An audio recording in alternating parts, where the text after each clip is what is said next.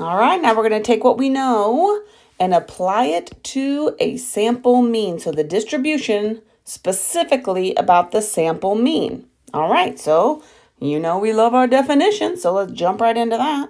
A sampling distribution of a statistic is a probability distribution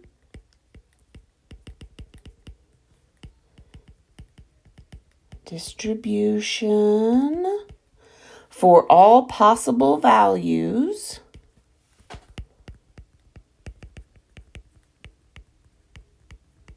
of the statistic computed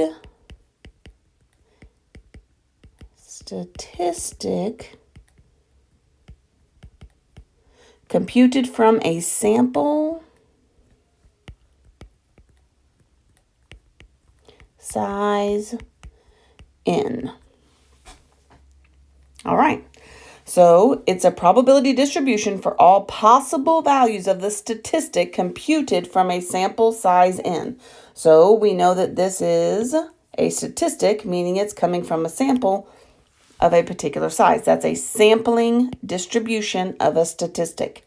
Now, a sampling distribution of a sample mean is where I have X bar, which we know, sample mean, is a probability distribution, I tried to fix that, but it didn't work out, did I? Is a probability distribution of all possible values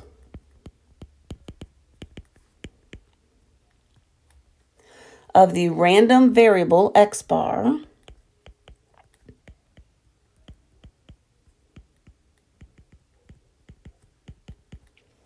computed from a sample of size n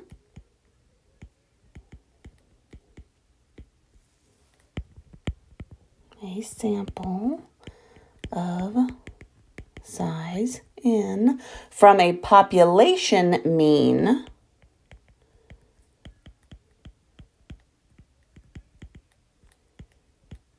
which is represented as mu, and standard deviation sigma.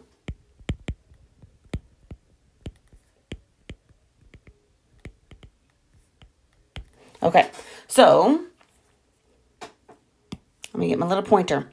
So X bar here, sample mean, is a probability distribution of all possible values of the random variable of the sample mean computed from this particular sample based on the population. All right? That's what this probability distribution is. Now, we're going to talk about an example here of what this looks like, just so that you can see kind of how we're playing with this. All right, the big deal here is we're talking about a sample of size n. Sample of size n, all right? Okay, so take a look here. An intelligence quotient, or IQ, we know what that is a measurement of intelligence derived from a standardized test, such as the Stanford Binet. Scores on this test are approximately normally distributed, boom, with a mean score of 100, and a standard deviation of 15. So the question here is, what is the sampling distribution if I have a sample of size n? So let's scoot this down a little bit, from a population mean and a standard deviation sigma. From a population mean and a standard deviation sigma, right? Then I'm going to take this down, all possible values based on a sample size. That's what's happening here. Now I'm going to make this bigger because these numbers are so small, it's hard to see. So here is sample 1 of sample size 9. So here's a sample size of 9. And so then there's multiple samples of size 9. Do you see where this is going? Okay, so of this sample, I have a mean of the sample. Okay, so now it's starting to make sense, right? It's not just 9. It's a sample size of 9, and then you have multiple samples of size 9. See, that's why we do these examples, because then it starts making sense. So this is the sample mean. So the first sample has a mean of 90.9. The second sample has a mean of 96.2. You see that? And each sample has 9 in it. See, even it says X bar right there. Okay. Now, if we come over here and look at this, is the population distribution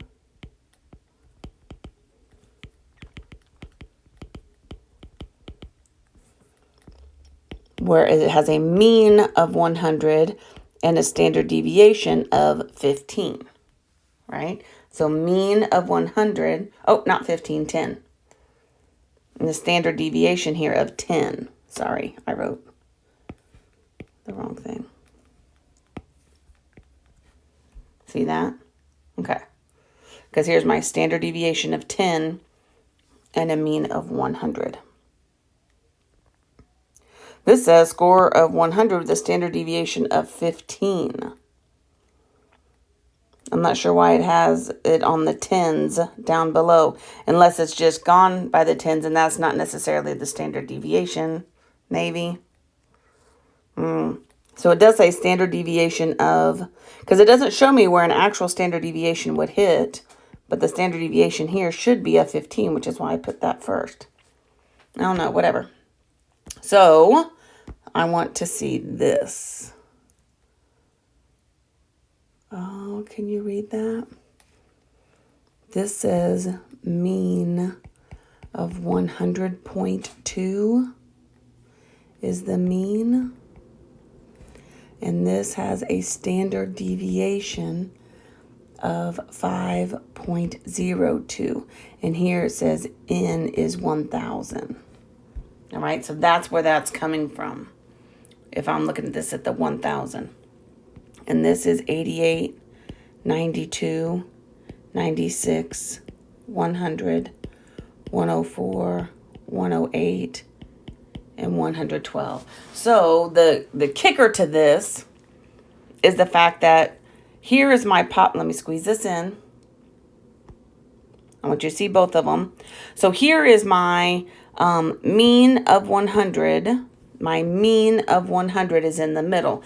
Now, this is a standard deviation of 5.02, but notice my units are not in fives. It's in 4, so they're not doing the unit that's associated with the standard deviation. So these are just units. So really, at 15, here would be my first standard deviation, right? Here would be my second standard deviation, and you go from there. Because this graph, as we have here in figure 2, that's kind of how that's playing out. Okay, so here's some things to know about this. This is a sample size of 1,000 because that's what it's stating there. Here's some information about this. Between the two of these that we're looking at, we can get this shape. What do you see about this shape? Normal distribution, right? It's bell-shaped. So if I'm looking at this, it's bell-shaped. Normal distribution, bell-shaped. Where's the center between these two? My mean, my center. It's the same between the two of them, right? So this isn't obvious. This is just a contrived one. This is based on the data, but it's still that normal shape. The center's at 100. The center's at 100. All right, what about the spread?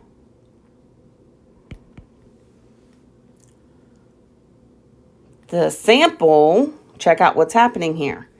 This is going from 88 to 112. This is just what we have is 70 to 130. What do you see about that? 70 to 130, 88 to 112. Yes, the sample has less variation, right, than the population because the standard deviation is less. The sample is less variation. So these are words that we've seen before, right? Than the sample, than the population I saw the word and started to write it. Because the standard deviation is less. Do you see that? So here, my standard deviation is 15. Here, my standard deviation is 5. That means I'm not going as far away from the mean. I have tighter data, less variation.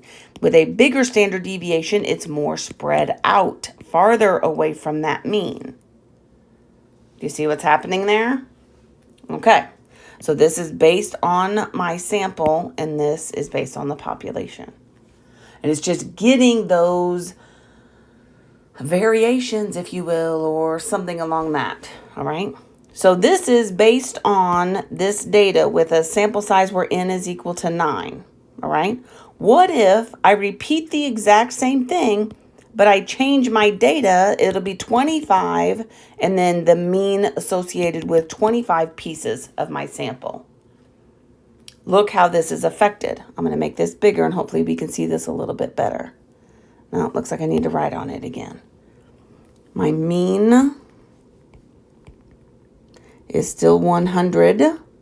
My sample, you can kind of see, or my standard deviation sample is kind of see it, 3.81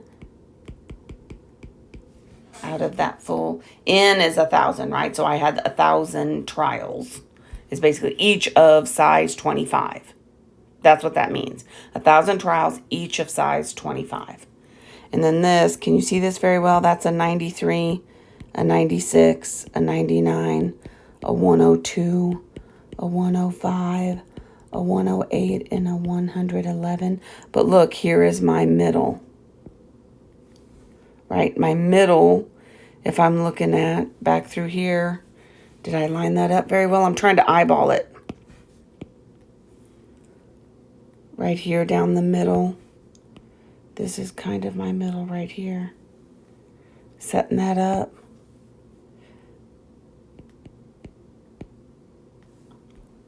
Still going to be that 100.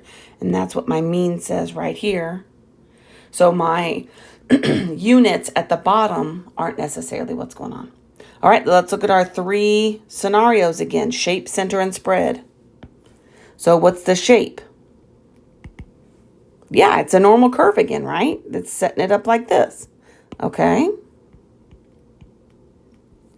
What about the center? Where's the center?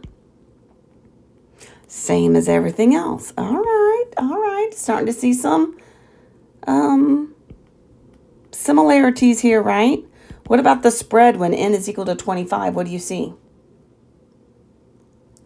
Yes, so my standard deviation is 3.08, so it has less variation than sample size n equals 9. Right? So even this, where this one was 88 to 112, 93 to 108, basically, right? So it's even tighter. It's even closer in that data. Tighter to the middle. Less variation even still. Right? So the higher that sample size is, we're learning, the tighter that data is. And this general information here, notice the center, whether it's a population, whether it's a size of n, or whether it's a size of, or n equals 9, or whether it's a size of 25, my center is the same for everything. That's important. All right. And this is normally distributed no matter what. It just depends. My sample size just determines how tight is my data. That's what we're seeing in terms of our variation. All right. We're getting it.